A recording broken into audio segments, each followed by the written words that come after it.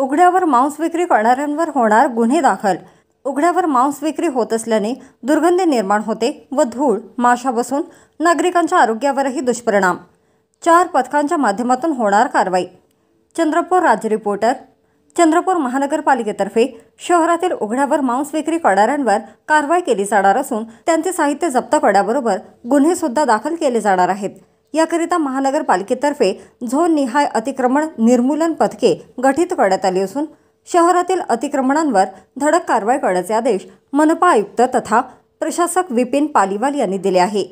शहरात उघड्यावर मांस विक्री होत असल्याने दुर्गंधी निर्माण होते व धूळ माशा बसूनही नागरिकांच्या आरोग्यावरही दुष्परिणाम होऊ शकतो।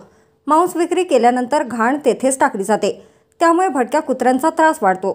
त्यामुळे आता शहरात उघड्यावर मांस विक्री करणाऱ्यांवर कारवाई करण्यात येणार असून त्यांचे साहित्य जप्त करण्यासोबतच गुन्हे सुद्धा दाखल केले जाणार आहेत। रस्त्यावर भाजी फळे विक्रेते सुद्धा अनेक ठिकाणी अतिक्रमण करून वाहतुकीला बाधा निर्माण करतात, त्यामुळे त्यांच्यावरही कारवाई केली जाणार आहे। मागील अनेक दिवसांपासून मनपातर्फे अतिक्रमण निर्मूलन मोहीम सातत्याने राबवली जात असून फुटपाथवर केलेली पक्की बांधकामे, दुकानांसमोरील असलेले रॅम्प, कच्चे पक्के शेड, नाल्यांवरील अतिक्रमण तोडून नाले, फुटपाथ, रस्ते मोकळे करण्यात येत आहेत।